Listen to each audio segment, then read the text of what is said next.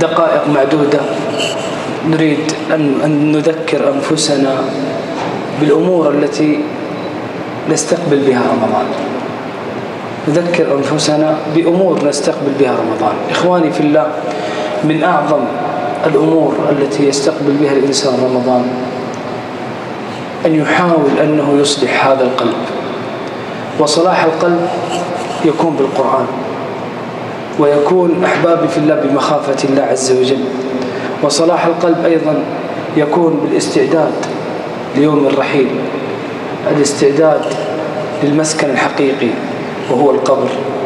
يا إخواني، الله عز وجل يقول: وإن الذين لا يؤمنون بالآخرة عن الصراط لناكبون.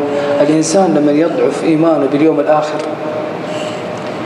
يذهب إلى عدة أمور قد ذكرها الله عز وجل: وأن هذا صراطي مستقيما فاتبعوه ولا تتبعوا السبل فتفرق بكم عن سبيله ذلكم وصاكم به لعلكم تتقون. إخواني في الله، الإنسان إذا ضعف عنده الإيمان باليوم الآخر تجد إخواني لا يسلك طريق محمد صلى الله عليه وسلم، يسلك عدة طرق، وعلى كل طريق أو سبيل شيطان يدعو إليه، نسأل الله العافية والسلام.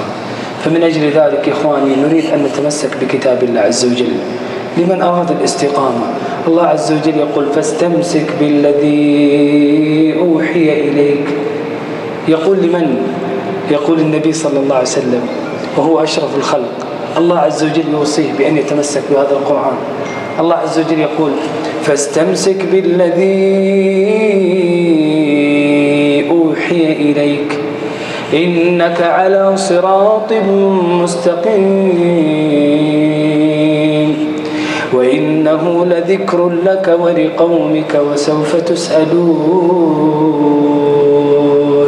يا إخواني، هذا القرآن لو أنزل على جبل لرأيته خاشعا متصدعا من خشية الله. وهذا مثال الله عز وجل ضربه من أجل أن نتفكر. قال الله عز وجل: لو أنزلنا هذا القرآن على جبل لرأيته خاشعا متصدعا من خشية الله وتلك الأمثال نضربها للناس لعلهم يتفكرون.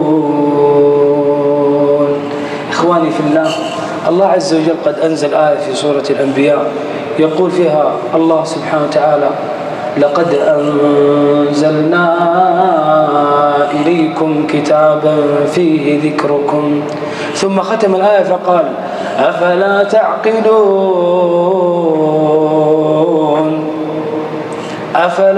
تعقلون. ما معنى فيه ذكركم؟ فيه شرفكم، وفيه عزكم، وفيه رفعتكم في الدنيا والآخرة. أفلا تعقلون.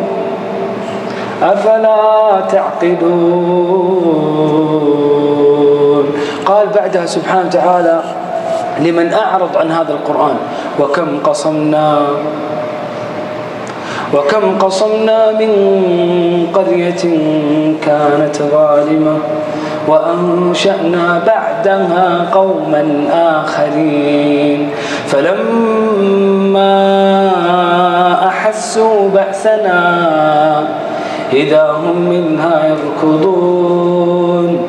لا تركضوا وارجعوا إلى ما أترفتم فيه ومساكنكم لعلكم تسألون.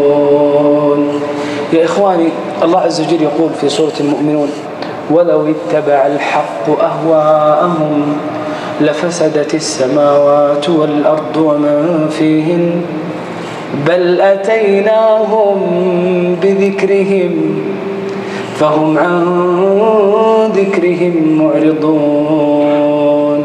قال الله عز وجل: يا أهل الكتاب قد جاءكم رسولنا يبين لكم كثيرا مما كنتم تخفون من الكتاب ويعفو عن كثير قد جاءكم من الله نور وكتاب مبين يهدي به الله من اتبع رضوانه سبل السلام ويخرجهم من الظلمات إلى النور بإذنه ويهديهم إلى صراط مستقيم.